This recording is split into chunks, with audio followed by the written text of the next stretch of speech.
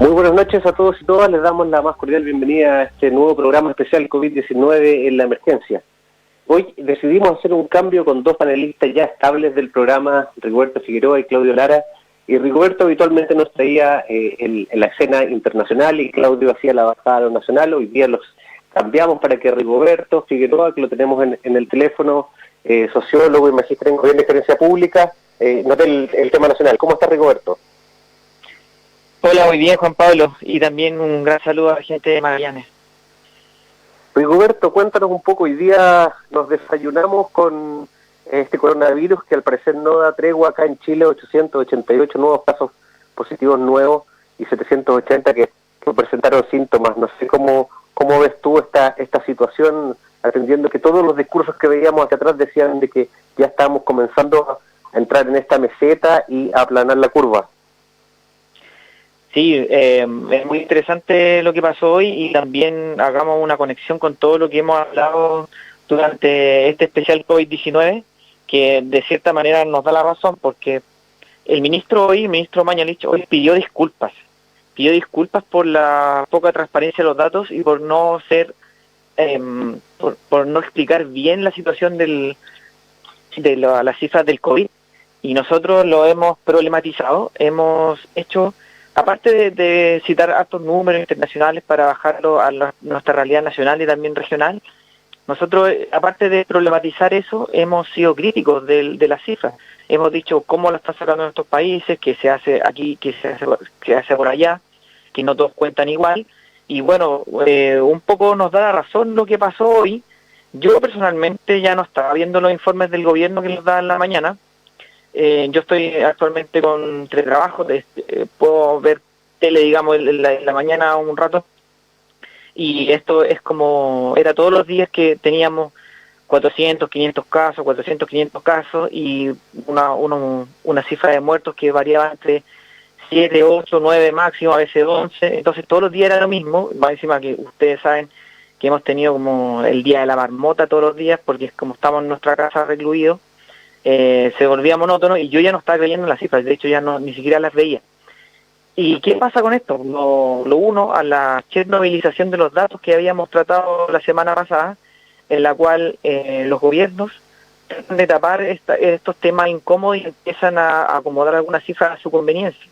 Yo no estaba creyendo en las cifras, y bueno, y ahora nos pegamos un salto muy grande, como dices tú, con 888 casos, y se nos explicó el Ejecutivo a través de Mañalich nos explicó que eran estos casos asintomáticos. Yo no sé también si ustedes quedaron en shock, pero yo también quedé plop con esto, y lo voy a tratar de explicar. Asintomáticos son las personas que daban positivo en el examen PCR.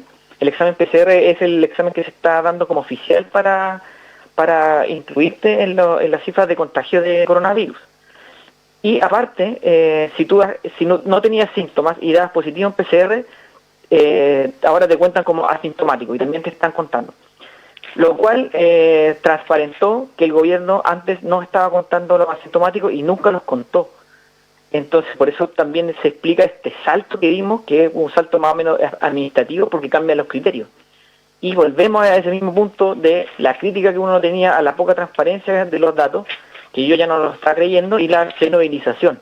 Ojalá que esta chernobylización no se transforme por completo en una catástrofe, pero por lo menos ya estamos transparentando un poco más los datos y el gobierno del Ejecutivo mismo pide disculpas en cadena nacional.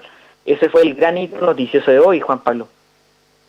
Sí, Rigo, con respecto a eso también quería hacerte una consulta, porque se ha hablado mucho de las distintas estrategias que están ocupando distintos países, el tema ya que llevamos hace rato de las cuarentenas progresivas, totales, por espacios distintos, toques de queda, testeos masivos que nos comentaban, claro. Pero hoy día también aparece una nota en donde Chile figura entre los países de la OCDE con menos test de coronavirus, y volvemos a lo que también hemos tratado en muchos programas, de que cuando decimos que estamos testeando más, ¿con quiénes nos estamos comparando?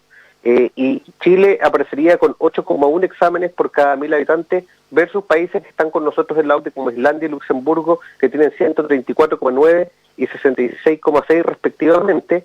Y también lo otro importante es que tanto la OCDE como la Organización Mundial de la Salud y todos dicen que irían los esfuerzos, más que en tener más ventiladores, más personal de salud o abrir más capacidad de camas críticas, tiene que ver con aumentar la capacidad de diagnóstico, porque aumentando la capacidad de diagnóstico, tal como lo hizo en Nueva Zelanda, que es la luz al final del camino que tenemos hoy como futuro, se puede empezar a hacer recién esta estrategia mixta de poder abrir los malls, volver progresivamente a los colegios o al trabajo, porque ya sabemos, efectivamente tenemos trazabilidad. No sé, Rigo, también tu apreciación con respecto a ese tema y estas medidas que al parecer, después de esta nueva información que tenemos, parece que igual el gobierno nuevamente se apresuró un poquito. ¿Crees tú que se apresuró un poco en estas vueltas progresivas? Seguimos con la estrategia de las cuarentenas selectivas. Lo malo es que todavía no transparentamos cuáles son los datos para que están sustentando esa decisión política. Porque hay gente, por ejemplo, en las comunas de Santiago, que ustedes saben que las comunas de Santiago siempre son más referidas porque salen en la tele, digamos, y en las regiones quedamos un poco aparte. Bueno, la comuna de Santiago, por ejemplo, en Santiago Centro, lleva más de 40 días en cuarentena, y le sacaron a las comunas de alto nivel socioeconómico, las sacaron. Entonces, por ejemplo, yo tengo varios conocidos que trabajan y viven allá y dicen, claro, como la gente es acomodada, la sacaron de cuarentena y ahora tiene libertad, y yo todavía no tengo. Pero no sabemos los datos que sustentan esa decisión en la política de decir esta comuna sí, esta comuna no. Todavía no lo sabemos. Ojalá que algún día se transparente. Hoy el gobierno ya pidió disculpas y creo que es una buena señal en aras de que también puedan transparentar ese tipo de decisiones, si son más decisiones políticas, si son más decisiones económicas, si son absolutamente sanitarias o epidemiológicas, que sería lo ideal, porque tú sabes que los gobiernos de repente toman esas decisiones sin consultar ni siquiera hasta la mesa social. Se parecen un poco a los gobiernos centralizados, que son, por ejemplo, China. Son esas decisiones que las toma un comité político, las toma el centro del gobierno, más técnicamente dicho, sin consultar a nadie, y también esos datos deberían ser transparentados. Ahora, tú igual metiste otros temas, también metiste lo de los números del testeo. Claro, yo, por ejemplo, cuando veo que todos los días están apareciendo 400, 500 y era lo mismo todos los días, uno tiende a pensar, lo racional de pensar ahí es como, ya, esta es la capacidad máxima del testeo que tenemos y esto es solo lo que podemos captar, pero hay un problema mucho mayor. O sea, por ejemplo, cuando se medía la radiación en Chernobyl, y voy a hacer de nuevo la comparación a la chernobylización de los datos, cuando se medía la radiación, claro, los instrumentos medían hasta 3,6 de Röntgen, creo que se llamaba la medida, y obviamente que era mucho más, era más de 1000, pero los instrumentos solamente alcanzaban a medir eso. Entonces la comparación es similar. Entonces estábamos como, claro, estamos creciendo a nivel de contagio 300, 500 casos, pero quizás es mucho más. Ahora aparece esta medición de los asintomáticos, que también la mesa COVID también lo había solicitado al gobierno, y ahora por fortuna, digamos que lo estamos midiendo, y lo bueno es que podemos ahora dimensionar un poco más los contagios. O sea, en todos los países, tú sabes que crecen en la tasa de contagio y la tasa de muerte, en todo el mundo están creciendo a nivel exponencial. ¿Y a qué me refiero a nivel exponencial? Que se van duplicando cada 3 o 4 días las cifras. O sea, si ya la comunidad de microbiólogos de Chile hace 2 semanas habíamos dicho que los contagiados reales eran 30.000 casos, ahora por lo menos estamos visualizando un poco más el problema. ¿Por qué? Lo que teníamos que trabajar es que no colapse nuestro sistema de salud, o si lo colapsa, sea el tiempo más breve posible. Eso es lo que debería seguirse en este caso, Juan Pablo. Tengo otra consulta que te quiero hacer, tiene que ver con algo que para el sentido común, para la lógica, no tiene ninguna lógica, valga la redundancia. Tiene que ver con este tema de que se están abriendo en Santiago. Vimos hoy día, se abrió el mall El Apumanque, por ejemplo, filas y filas de gente para ingresar, el alcalde Lavín haciendo ahí todo un show con los medios de comunicación para levantar la reja y todo en pos de mejorar la economía. Pero mi consulta es, al mismo tiempo está esta discusión si es que se hace o no, por ejemplo, el plebiscito, y si se puede volver progresivamente a los colegios y los funcionarios públicos y se pueden abrir los malls, ¿por qué crees tú que, o sea, está más o menos clara la respuesta, pero ¿por qué entonces estarían en contra de poder hacer un plebiscito que estaba ya para este domingo recién pasado? Claro, de sentido común que eso no tiene una explicación lógica. Uno vive una suerte de esquizofrenia, digamos, en ciertas políticas que está haciendo el Ejecutivo. O sea, abrir un mall y no haber hecho el plebiscito, los niños no están yendo al colegio, entonces en realidad no se entiende nada de lo que están haciendo. O sea, es verdad que si tú reactivas la economía, reactivas el comercio, salvas pequeños negocios y todo, pero digamos que no todos eran pequeños negocios, también había grandes cadenas ahí. Entonces yo no sé cuál fue el criterio, si fue un criterio netamente económico, porque también es algo que impacta en lo simbólico. O sea, niños están en la casa, no han vuelto al colegio, no se hizo el plebiscito, pero muestra en cadena nacional, todos los matinales muestran en cadena nacional que se abrieron que se abrieron el mall. Entonces tú estás pensando, oh, qué bueno, ahora puedo ir a consumir. Si finalmente a todos nos gusta consumir, es decir, es como el típico chileno que también puede ir a una marcha, puede estar en contra de la marcha, pero realmente todos nos encontramos en el mall, si eso es una realidad. Nos gusta como la cara bonita del sistema, que es el consumo. Nosotros encontramos festividad en el consumo y eso no es nada nuevo. Entonces, claro, ¿cuáles son las prioridades también económicas? Porque puede haber sido un nicho de contagio, pero realmente se prefirió abrir un mall. Entonces, tienes toda la razón, de eso ataca el sentido común y uno se pregunta, ¿cuáles son las prioridades del gobierno también ahí? Ahora, Rigoberto, con respecto a esto mismo, estaba leyendo una nota hace un rato de que ya hay algunas agencias de clasificación, estas que le colocan como notas o le colocan adjetivos a la economía chilena, y ya habría una segunda que toma la determinación sobre la nota chilena en menos de 2 meses y la baja de estable a negativa. Y esto tiene una serie de rebotes finalmente que hacen de que el país sufre un recorte en la nota y por tanto inversiones también que están pensadas o inversiones que ya están en el país muchas veces se van a otros países o no invierten en Chile. ¿Esto de qué forma crees tú de que podría finalmente terminar perjudicando, ser finalmente el golpe de knockout casi para la economía? Porque finalmente acá la queremos reactivar, pero ya con esta clasificación que nos están haciendo es como hundirnos un poco más en estas arenas movedizas de la economía que son difíciles de más encima en esta lógica o este sentido común de colocar en la balanza versus la salud. ¿Cómo ves tú este tema, Rigoberto, de la salida en el plano económico con esto, que no solamente nos baja la nota por el tema de cómo se ha actuado con respecto a la pandemia, sino que también por el estallido social o la crisis social que ya venía del 18 de octubre y que para muchos especialistas también es posible que se reactive una vez podamos salir, por lo menos sacar el cuello del barro de esta pandemia? Claro, esa es una muy buena observación, Juan Pablo. Ahora, yo no soy un economista, pero sí que te puedo dar alguna respuesta, digamos, orientada a las bases, las estructuras sociales que tiene la economía. Si yo hay una expectativa económica, que es expectativa de consumo, que son los créditos, cómo se va a mover la economía para fin de año, pero digamos que nosotros no escapamos a la realidad mundial. Si finalmente todos vamos a entrar en una recesión, que algunos dicen que va a ser más profunda que la Gran Depresión, otros dicen que no, otros economistas dicen que no, pero digamos que en lo social, en la expectativa, sí te pone nervioso, digamos, si fueras del Ejecutivo, si fueras un ministro de Hacienda, un ministro de la Economía, porque es parte de tu fórmula para ver si las personas van a seguir produciendo bien, cuándo va a empezar de nuevo a estar la producción dura, digamos, y también parte de la ecuación es el consumo, o sea, cuánto vamos a vender, cuánto van a estar las tiendas activas, porque también hay negocios pequeños, hay negocios grandes que necesitan de las ventas para sobrevivir. O sea, también está la gran empresa que está mirando sus utilidades que se han ido por el suelo y quieren a toda costa que eso pare, que frenar, digamos, toda la pérdida que han tenido en el año, a pesar de que en años anteriores han acumulado una ganancia y unas utilidades que son obscenas. Igual siempre se ponen nerviosos porque así el sistema, digamos, neoliberal, capitalista.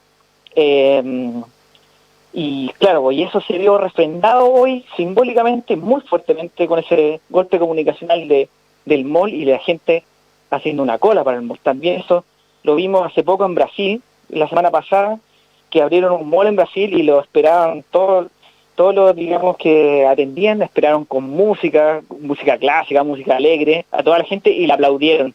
Aplaudieron a la gente, a los consumidores que estaban todos con mascarilla, los aplaudieron. Así que unos números espantosos de contagios y de muertes. Y creo que el día de ayer le consultaron a Bolsonaro que por qué iba a hacer con todo el problema sanitario que tiene en Brasil, y dijo, ¿y qué le voy a hacer? O sea, es como que le preguntaran a una persona en la calle, pero es el presidente de Brasil. O sea, ahí el trade-off, el trueque que hizo fue como, salvemos la economía y me importan nada, digamos, las muertes que se pueda causar. Ojalá que eso no se replique en nuestro país, porque sería una tragedia tremenda desde el punto de vista sanitario, moral y ético. Sí, Rigo, también consultarte en tu doble conocimiento como sociólogo, pero también como magíster en gobierno y gerencia pública, con respecto a cuál crees tú que va a ser el impacto que va a tener estas altas tasas de desempleo que vamos a tener una vez podamos aplanar o superar el COVID-19, el coronavirus, atendiendo a tu condición principalmente de sociólogo. ¿Qué crees tú que se va a desencadenar en el país? ¿Cómo avisoras este posible movimiento social 2.0, 3.0, como quieran llamarle, con esta cantidad que sí o sí vamos a estar posiblemente sobre los 2 dígitos de desempleo, con familias muy empobrecidas, con gente que no va a tener para poder llevar el alimento al hogar? ¿Cómo ves tú esta situación? ¿Qué crees que se va a generar? Ya lo comentaste en un programa mucho tiempo atrás con lo que pasaba en Colombia, con lo que estaba pasando en Italia. Si nos puedes dar luces al respecto. Claro, o sea, todos los síntomas que desencadenaron, digamos, el primer estallido social el 18 de octubre, se han exacerbado con esta crisis del COVID. O sea, ya llevamos hartos meses que, por ejemplo, no pueden abrir locales, que hay gente que va cesante. Acá yo veo colas y colas de gente que va a cobrar la plata de sus ahorros, que el gobierno le hizo sacar plata, digamos, del seguro de cesantía para pagarse esos meses. La gente que trabaja en turismo también está muy en la incertidumbre porque no saben qué es lo que va a pasar, están sin sueldo, no saben cuándo se va a reactivar. Tú sabes que ya no se puede viajar tan frecuentemente, los aeropuertos muchas aerolíneas cerraron los viajes, están haciendo solo viajes, digamos, que son más solidarios.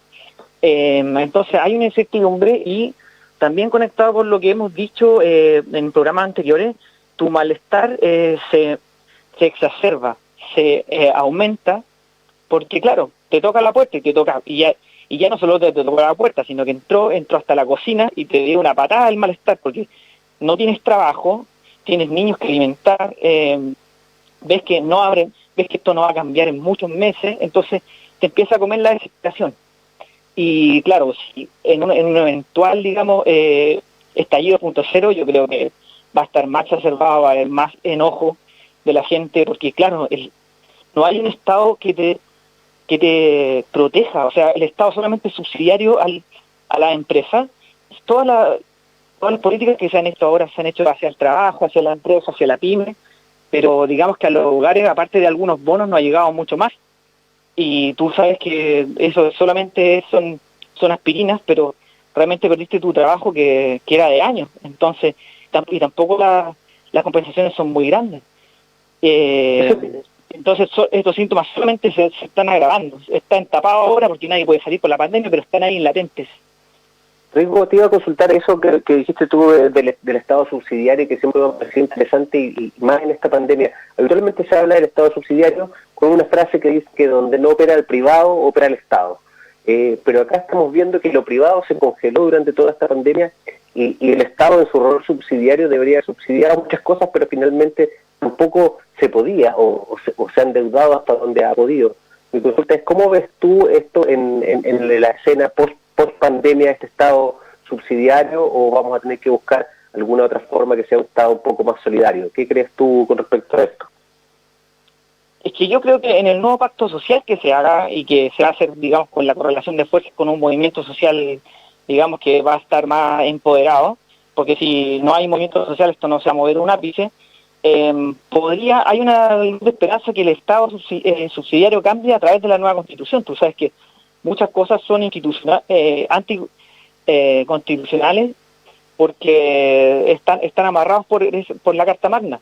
Entonces muchos de los cambios podrían ir por ahí también. Y también conecto con la pregunta que me había hecho del plebiscito, que es muy importante. O sea, yo creo que ojalá se celebre en octubre, digamos, este plebiscito para la nueva Constitución, porque o si no estamos atados de manos, digamos, legalmente. Yo creo que el movimiento social va a tomar más fuerza. Claro, se va a usar quizás la pandemia con fines políticos en octubre para decir no, todavía no, porque puede haber otro segundo brote, claro, porque la moneda le incomoda un poco, pero digamos que yo creo que esa es una salida posible. Ahora, no lo veamos todo, digamos, desde el punto de vista legal. Tiene que tener un respaldo ciudadano, tiene que haber un movimiento social fuerte, o si no, estos cambios no se van a producir de la noche a la mañana. Rigo, para ir cerrando ya este bloque que se nos pasó súper rápido, hacerte una consulta con respecto, hablamos mucho del gobierno, hablamos mucho del Estado, pero también acá hay otro actor importante que es la oposición. Y mi pregunta es, ¿la has visto tú? ¿Has visto en qué está la oposición? ¿Ha sido constructiva? ¿Ha apoyado? ¿No se ha aprovechado? ¿Se ha escondido? ¿Cuál es tu percepción con respecto al papel que ha tenido durante este proceso? Mira, salvo contadas excepciones, la oposición ha estado prácticamente ausente. En todas las encuestas que han salido como Pulso Ciudadano, de Activa y otras, se ve a la oposición tan mal evaluada como digamos, los políticos que están en el poder. O sea, desde el estallido social, digamos, del 18 de octubre, que ningún político de la oposición pudo capitalizar ciertas demandas de movimiento.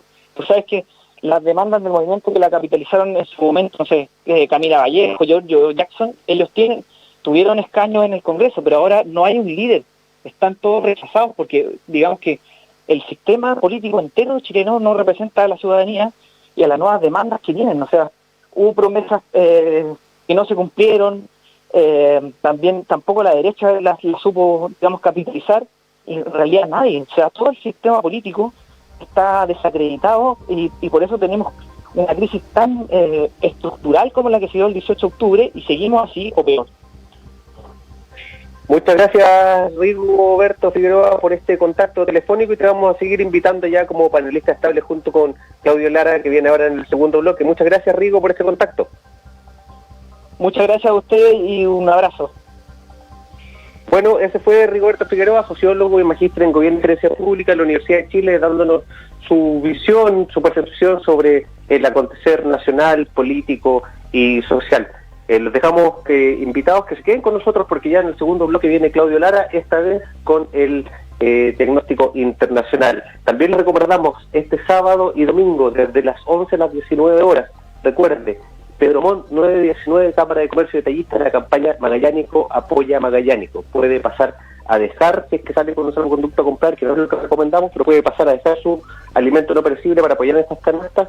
Puede también hacer una donación a la cuenta corriente de la Cámara, que está en las redes sociales, está circulando por todos lados, o también puede llamar al 954-47-2053, 954-47-2053, y solicitar que un taxi vaya a su casa a buscar la ayuda, y paga usted 500 pesos, y cuando se recepciona en la Cámara se pagan otros 500 pesos, y esos 1.000 pesos van en apoyo al sindicato de taxis, que también lo está pasando mal en estos momentos de pandemia. Buenas noches y quédese con nosotros para este segundo bloque.